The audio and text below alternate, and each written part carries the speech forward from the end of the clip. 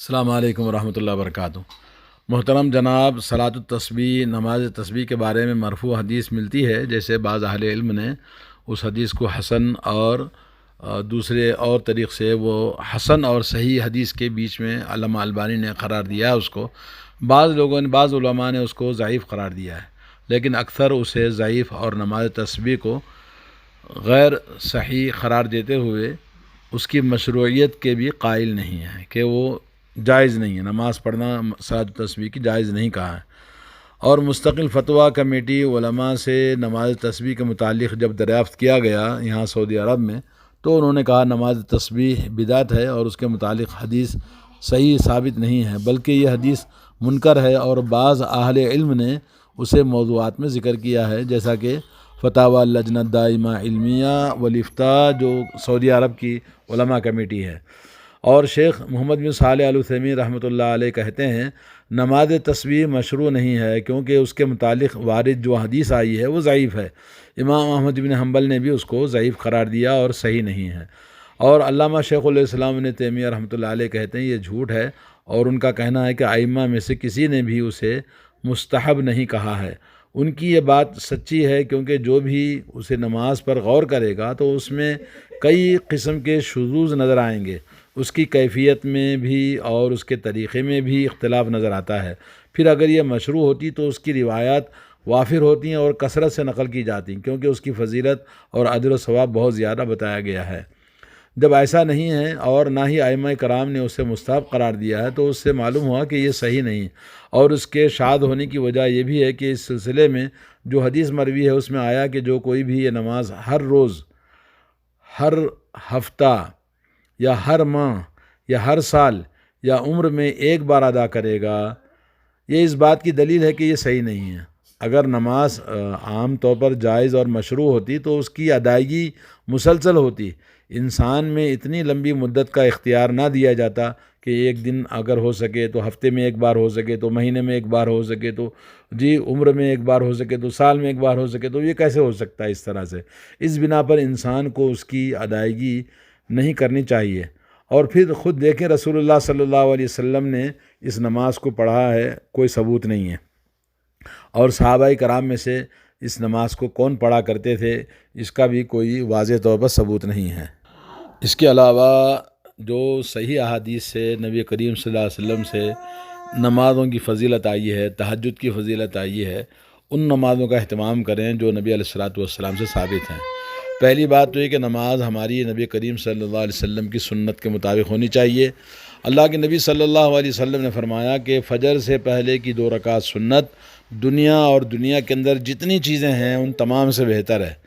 تو سنت نماز کا اتنا بڑا مقام ہے تو اس کو بڑے اہتمام کے ساتھ سنت نماز ادا کرے، اور فرض نماز کا مقام اور مرتبہ اور کیا اس سے کتنا عظیم ہو سکتا ہے آپ اندازہ کیجئے۔ اور اسی طرح سے من صلی الفجر فی جماعت فہو فی ذمۃ اللہ، جو شخص فجر کی نماز جماعت کے ساتھ پڑھتا ہے یا فجر کی نماز کا اہتمام کرتا ہے تو اللہ تبارک و تعالیٰ کی حفاظت میں ہوتا ہے۔ تو فجر کی نماز کا اہتمام، جو مسلمان سال میں ایک بار کبھی مسجد میں آئے، شب برات میں، شب قدر میں، یا ایک شب معراج میں آ کر اس طرح سے بولے صلاۃ التسبیح پڑھیے، صلاۃ التسبیح کا وہ ہنگامہ کرتے ہیں، یہ 5 وقت کی نمازوں کا اہتمام کریں۔ رسول اللہ صلی اللہ علیہ وسلم نے فرمایا کہ رات اور دن میں جو شخص 12 رکعت سنت پڑھتا ہے، یہ ایک حدیث میں 10 رکعت سنت پڑھتا ہے، تو اللہ تعالیٰ اس کے لیے جنت میں گھر بناتا ہے۔ تو روزانہ آپ کا ایک جنت میں گھر بنتا ہے، اس سے عظیم اجر و ثواب جو صحیح سنت سے ثابت ہے اس کا اہتمام کریں۔ اور نمازوں کو آپ کو پتہ ہے کہ نبی علیہ الصلوۃ والسلام نے فرمایا اس شخص کو جو کہ نماز میں جلد بازی کر رہے تھے، ارجع فصلی فإنک لم تصلی، واپس جاؤ نماز پڑھو، تو نے نماز نہیں پڑھی۔ کتنے مرتبہ لوٹایا؟ 3 مرتبہ لوٹا دیا۔ چوتھی مرتبہ اس شخص نے ہاتھ جوڑ کر کہا یا رسول اللہ میرے ماں باپ آپ پر قربان ہوں، میں اس سے اچھی نماز نہیں پڑھ سکتا ہوں، آپ ہی مجھے بتائیں کہ میں کیسی نماز پڑھوں۔ تو پھر نبی علیہ الصلوۃ والسلام نے ان کو نماز سکھایا۔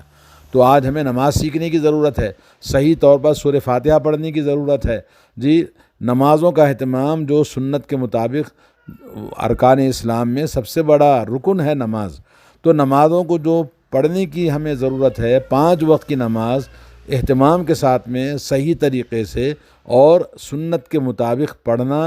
عقیدہ ایمان درست ہو، اخلاص ہو، تو اللہ رب العالمین کے یا وہی چیز قبول ہو جائے تو پھر نجات کے لیے کافی ہے۔ ویسی نماز صلاۃ التسبیح جس کے اندر 300 مرتبہ تسبیح پڑھنا ہے، 300 مرتبہ میں ہر رکعت میں 75 مرتبہ پڑھنا ہے، اور ہر رکعت میں 75 مرتبہ کو ڈیوائڈ کرنا ہے، تکبیر تحریمہ کے بعد 15 بار، سورہ فاتحہ کے بعد 10 بار، تو نماز میں کہاں خشوع و خضوع رہتا ہے۔ آج کل تو ہم جو سادہ نماز ہے اس نماز کو پڑھنے کے لیے ہمارے دل و دماغ کہیں اور رہتے ہیں، اور نماز میں انسان، جیسے علامہ اقبال نے کہا کہ تو جھکتا کہیں اور ہے، سوچتا کہیں اور ہے۔ نماز میں تو سر جھکتا ہے لیکن ہمارا دماغ اور دل کہاں ہے، کہیں اور رہتا ہے۔ تو ضروری ہے نماز کو خشوع اور خضوع کے ساتھ، جو واجب ہے، واضح ہے، سورج کی طرح روشن ہے، ان نمازوں کا اہتمام ہم کریں، ان نمازوں کو پڑھیں تو زیادہ بہتر ہے، بمقابل اس کے کہ ایسی نمازیں جس کے اندر بڑا کیا کہتے ہیں اس کو، بڑی مشکل ہے وہ تسبیح کو یاد رکھنا، تسبیح کو پڑھنا، آدمی کنفیوز ہو جاتا ہے، کیسے یاد رکھیں گے آپ؟ خود نبی علیہ الصلوۃ والسلام کا پڑھنا یا صحابہ کا کسی کا پڑھنا ثابت نہیں ہے، بس ایک حدیث ہے، اور حدیث سند کے اعتبار سے بعض علماء کرام نے اس حدیث کو کہا کہ یہ حدیث